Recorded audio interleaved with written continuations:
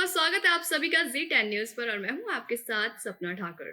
आज हमारे साथ स्टूडियो में मौजूद है कनखल हरिद्वार से स्वामी सुंदरानंद महाराज जी, जो कि आज आपको सनातन धर्म के बारे में बताएंगे और साथ ये भी बताएंगे कि सनातन धर्म आखिर होता क्या है और इसकी उत्पत्ति कैसे हुई। तो सबसे पहले आपका बहुत बहुत स्वागत है हमारे चैनल में।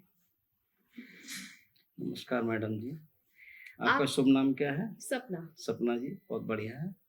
अच्छा लगा आपने हमें नोएडा में बुलाया, बहुत बहुत धन्यवाद। और जी सनातन धर्म के बारे में मैंने जो पढ़ा है, रियल पढ़ा है, जब बड़ी खोज हुई अजंता की, एलोरा गुफा, इस तरह से कई गुफाओं की जब खोज हुई जी तो सबसे पुरानी गुफा अल्तामीरा मिली स्पेन में। जी इससे पुरानी गुफा का आविष्कार कहीं नहीं हुआ, वो अल्तामीरा मिली। अल्तामीरा गुफा में जब मिली तो वहां पर कुछ चिन्ह मिले, कारोंच मिली। ओके। और कारोंच के चिन्ह मिले तो कुछ लोगों पे, वहां के जो आदिमानव था, वो ऐसे कुछ हाथ उसमें लग गया कारोंच में।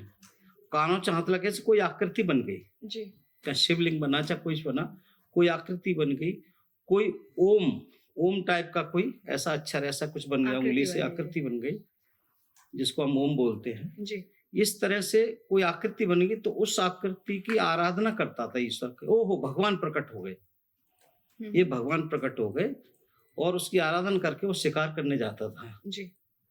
और शिकार ही एक उनका भोजन था, शिकार करना और खाना। और उसी तरह धीरे धीरे वो आग का आविष्कार हो ही चुका था, तो उसे पका लेते थे वो शिकार करके, फिर वो लोग सब मिलके खाया करते थे। तो जब किसी को शिकार नहीं मिलता था तो सोचते थे कि पूजा में या आराधना में और जो आकृति की पूजा करने में कोई कमी हुई है, जिसके कारण हम सफल नहीं हुए या हमको ये शिकार नहीं मिला, ऐसा मानते थे। तो मतलब मूर्ति पूजा का जो आविष्कार हुआ था या वो अल्तामीरा गुफा से हुआ तो है। अल्तामीरा गुफा से जी, वहां से मूर्ति आविष्कार हुआ। और वो किस तरह हुआ? मनुष्य जब आदिमानव था, उसे अज्ञानी था, उसे पता नहीं था, तो उसने देखा कहीं भूकंप आ रहा है, कहीं ज्वालामुखी फट रहा है, कहीं भीषण आवाजें हो रही हैं, कहीं पत्थर गिर रहे हैं, कहीं बरसात इतनी तेज हो रही है, जी कभी कड़कड़ाती धूप पड़ रही है। वो सब देख के अचंभे में रह गया कि ये सब कैसे हो रहा, कहाँ हो रहा है। तो मन में ऐसी भावना हुई कि संसार में कोई ऐसी अलौकिक शक्ति है जो हमारा संचालन कर रही है। जैसे सूर्य देवता भी रोशनी भेज रहा है, तो वो भी हमें कोई अलौकिक शक्ति है जो हमें रोशनी दे रही है, अन्यथा अंधेरा होता है जी। तो ये सारी चीजों को ध्यान में रख करके फिर वो जो आकृति बनी उसमें उनकी अलौकिक शक्ति माना उन्होंने कि ये अलौकिक शक्ति है, और इसकी आराधना करने से एक विश्वास बढ़ा, आस्था बढ़ी। आस्था विश्वास बढ़ने से उसका आविष्कार हुआ मूर्ति पूजा का और सनातन का। तो मतलब वहां से अल्तामीरा गुफा से तो वहीं से पूजा स्टार्ट हुई। हाँ, लेकिन कुछ विद्वान लोग अलग अलग तरीके से मांगते हैं, ओम को मानते हैं, शिव को मानते हैं, इस तरह मानते हैं। लेकिन मैं अल्तामीरा गुफा में जो कारोंच के चित्र बने उसको ही मानते, क्योंकि वही मैंने पढ़ा है। तो आपने जो पढ़ा है वो सनातन का इतिहास पढ़ा है। हाँ, अल्तामीरा गुफा का जो पढ़ा है वो मैंने मूर्ति पूजा का जो आविष्कार में उसी से मानता हूँ। ठीक है। आपने बताया कि मूर्ति पूजा का आविष्कार जो आता अल्तामीरा गुफा से, जब आकृति सामने आई, ओम की आकृति, जिससे कि जो वहाँ के आदि मानव थे वो पूजनीय मानने लगे और उससे पूजा करने के बाद ही वो शिकार पे जाया करते थे। और शिकार आस्था थी तो मिल जाते थे शिकार, और शिकार मिल जाता तो बड़े खुश होते थे, सब मिलकर खाते थे शिकार को। और उसी समय आग का आविष्कार भी हो चुका था, आग में भूज लिया करते थे, ऊपर 2 पत्थर लकड़ी पर लगा करके और नीचे आग रख के वो जला के लेते थे, मिल जाती थी। और जब शिकार नहीं मिलता तब सोचते थे हमारी पूजा में कोई कमी हुई है, ये सनातन धर्म की पूजा में कोई कमी हुई है जिसके कारण हमें शिकार ये नहीं मिला है, तो फिर दोबारा पूजा करते थे, आस्था को हमने अभी आपसे बात की है, जितनी भी बातें की हैं, जितना भी आपने हमें बताया, उसमें एक धर्म का नाम आया जो कि सनातन धर्म है। जी। तो आपसे हम जानना चाहेंगे कि आखिर सनातन धर्म है क्या? सनातन धर्म हम यहीं से उत्पत्ति बताते हैं, फिर धीरे धीरे भगवान शिव को ओम शब्द को मानने लगे, शिव को मानने लगे। फिर धीरे धीरे हमारे जैसे भगवान राम, भगवान कृष्ण ये पैदा होते गए, महापुरुष को हम ईश्वर का रूप देने लगे, तो हमारे सनातन धर्म की उत्पत्ति होती चली गई। ये विष्णु भगवान, लक्ष्मी जी, गणेश जी, ये सारे ईश्वर एक के बाद आते रहे और हमारे सनातन धर्म चलता रहा जी। और हमारी मूर्ति पूजा भी उसके साथ चलती रही। अभी आपने बताया कि मूर्ति पूजा की शुरुआत हुई, मूर्ति का पूजा किया गया, मूर्ति की पूजा की गई, उसके बाद ही लोग उसमें आस्था रखने लगे। आस्था रखने लगे। क्योंकि आपने देखा होगा कि साथ ही इसके जो प्राकृतिक देन है हमारे जी जी सूर्य देव, जी उनकी भी पूजा की जाती है, उनमें जी, भी जी। वही आस्था रखी जाती है। जी। तो उनकी पूजा क्यों की जाती उसका है? कारण क्या है कि कोई चीज हमें दिखाई नहीं देती। जैसे हमारा कोई आस्था का सवाल है, जी। विश्वास के ईश्वर है, लेकिन वो अलग के हमें दिखाई नहीं देता है। तो जब वो दिखाई नहीं देता तो हमारे आधे लोग नास्तिक थे कि यार जब कोई चीज नहीं दिखाई देती क्यों भगवान मान रहे हो, क्यों उसको सनातन धर्म मान रहे हो। तो फिर हमने फिर सूर्य देवता हमें रोशनी भी दे रहा है, अभी सोलर लाइट भी हमें दे रहा है, और अभी कुछ गाड़ियां भी चल रही हैं, उससे बहुत सारी सुविधाएं हो रही हैं, और सूर्य की वजह से हम उसको भगवान मान लेते हैं।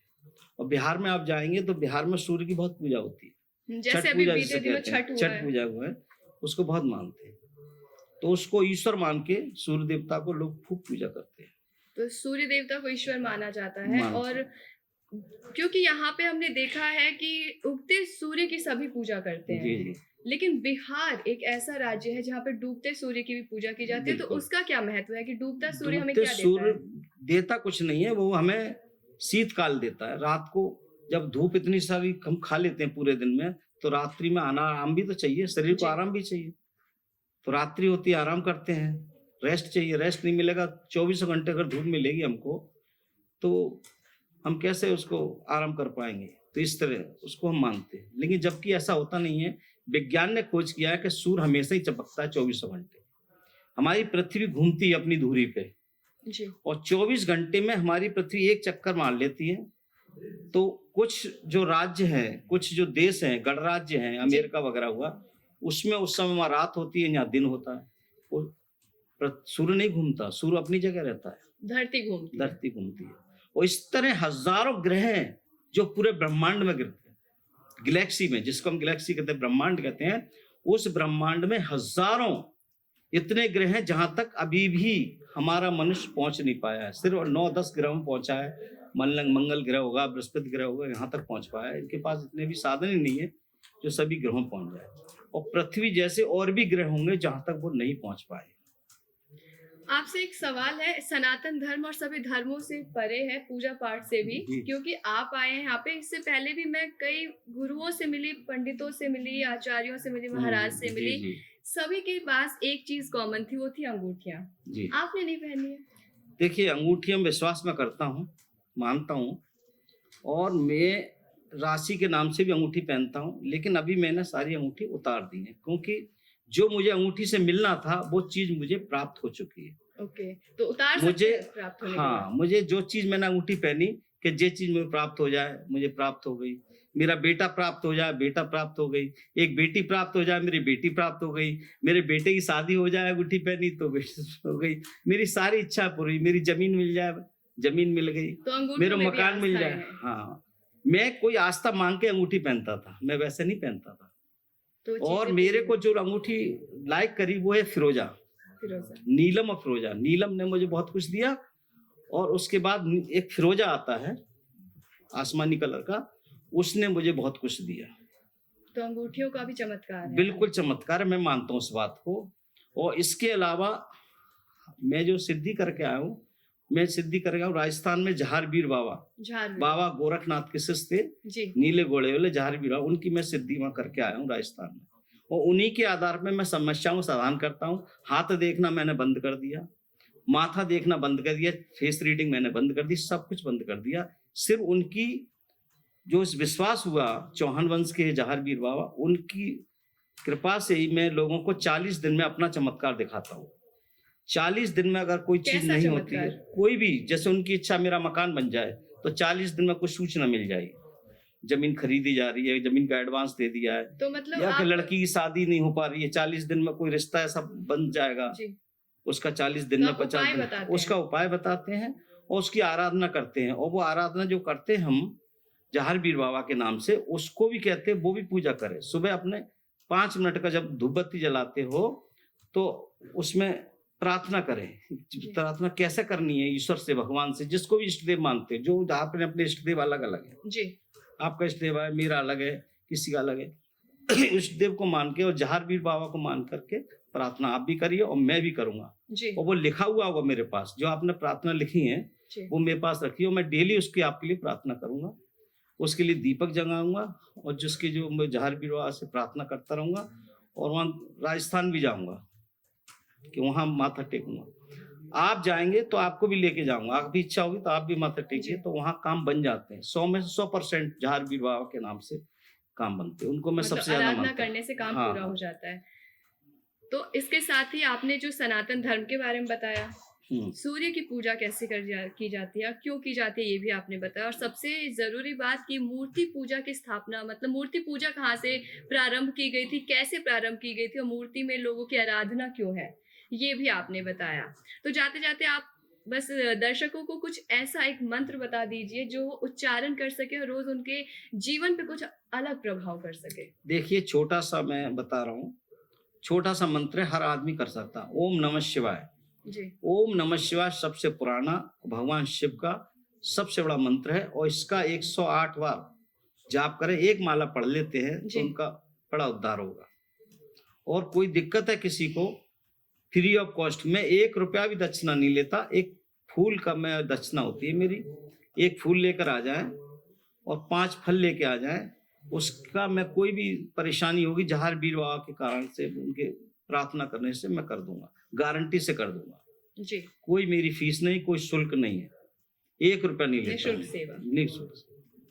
बहुत-बहुत धन्यवाद स्वामी जी आपका। ये स्वामी सुंदरानंद महाराज जी थे जो हमारे साथ अभी स्टूडियो में मौजूद थे और इन्होंने आपको बहुत सारे उपाय बताए हैं और साथ ही आपको मंत्र भी बताया कि इस मंत्र का उच्चारण करने से आपकी ज़िंदगी कहीं न कहीं अब से बेहतर हो जाएगी।